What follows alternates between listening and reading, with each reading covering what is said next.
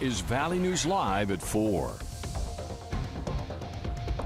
We have breaking news that just came into our newsroom. Fargo police released just a short time ago the name of the person found dead in downtown Fargo last month as 53-year-old Cirilo Sostiata Contreras, who has no permanent address. Police say on August 14th they were called to the 50th block of North Broadway, and when they got there, they found Contreras dead. Now, Fargo police are still looking for the man on your screen related to this case. He is 58-year-old Roberto Garcia.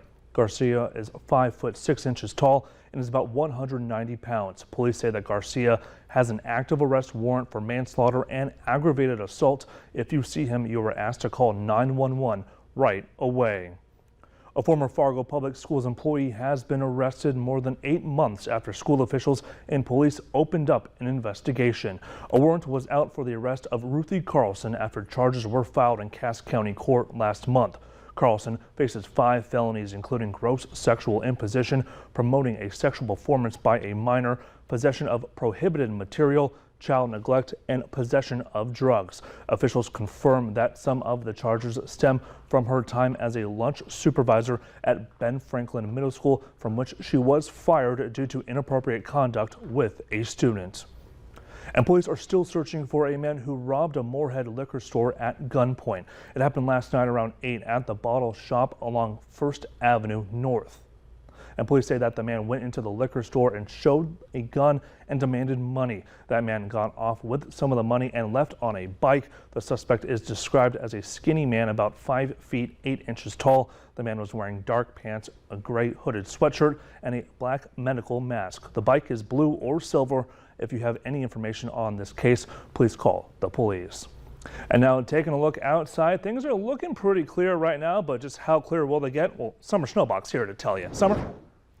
Hey, Bobby, good afternoon, and thank you everyone for joining us here on this Wednesday. We are seeing clear skies, not quite as hazy or smoky as we were yesterday, thanks to a wind switch. And we're seeing a southerly breeze this afternoon and temperatures being reflected with that warmer southerly wind as well. Currently 85 in Fargo and Grand Forks. It's 81 in Detroit Lakes, 82 in Devil's Lake, 87 in Jamestown, 79 in Bemidji, and we're seeing sunshine across the region as far as the eye can see. Satellite and radar showing those abundantly clear skies. One thing you can't see on satellite and radar is the haze. We did start out smoky before the wind shifted, gave us a beautiful sunrise before we saw that wind switch and kind of clear out our atmosphere a little bit more. But here's what we are looking at for, this is the depth of smoke in our entire atmosphere. So notice we're in a little bit of a clear spot. As we head into tomorrow, that smoke throughout our layers of the atmosphere is going to be on the increase. We'll have a look at your surface smoke here in a little bit. But for tonight, we can expect clear and quiet conditions. Bobby, temperatures will be falling into the 60s by morning, so definitely on the warmer side, but we have changes for tomorrow.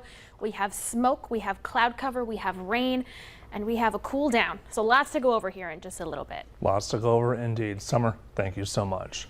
3 North Dakota oil rig workers are being treated at a Twin Cities burn center after an explosion and fire in Mountrail County. Cord Energy Company says that all 3 of the employees are in stable condition.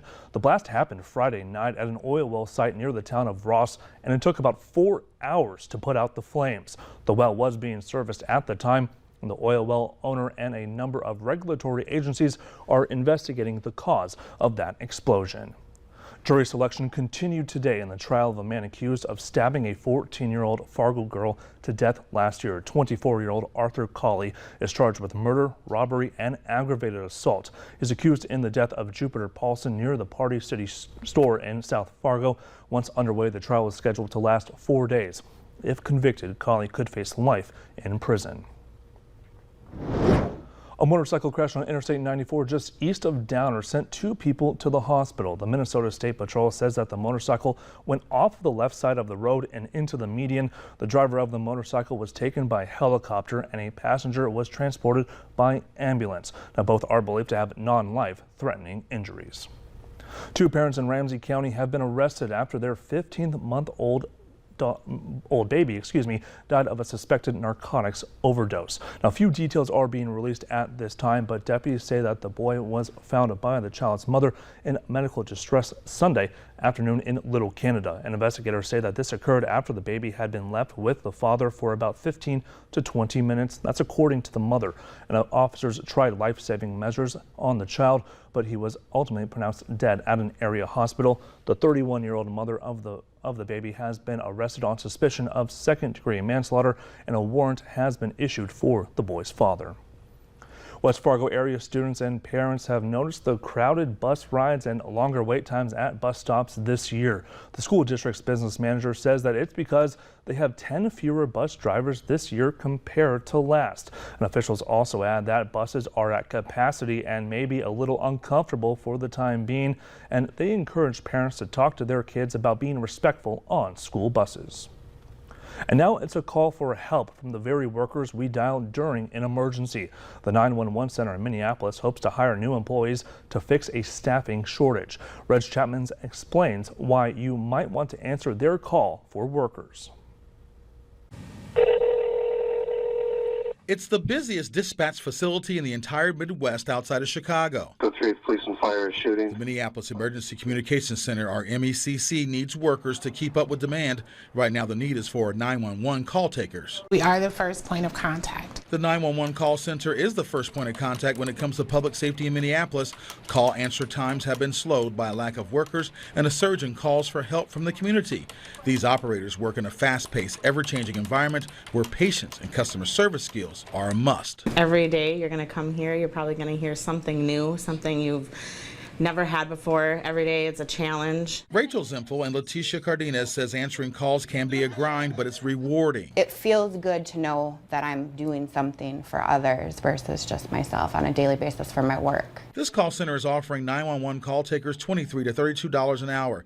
911 dispatchers can make between $25 and $35 an hour. More than 25 positions are open and help is urgently needed. We've got everybody filling in as often as they can. For people that start out here, there's overtime, but this is how to solve all of that. We want to bring more people in. We want to help give that life and work balance. There are days where you're just like, take a deep breath, but it's rewarding. For Lori Thomas Neely, this is more than just a job. She is proud to be part of the city's effort to improve public safety. I'm from North Minneapolis. I never thought I would be here.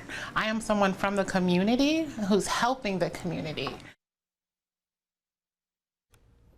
A $1,000 hiring bonus is out there for qualified applicants. A high school diploma or equivalent is needed to be eligible. Well, when it comes to settling down and retiring, Fargo appears to be one of the top places to do so. Taking a look at the list, according to a new study by Wallet Hub, Fargo is the 26th best city to retire throughout the entire country. And officials base their rankings on affordability, activities, quality of life, and health care. Fargo's top two were in affordability at 31, which took into account for adjusted cost of living and taxpayer friendliness. And Fargo took 15th in health care, which took into account for the number of family medicine physicians, dentists, and nurses per 10,000 residents.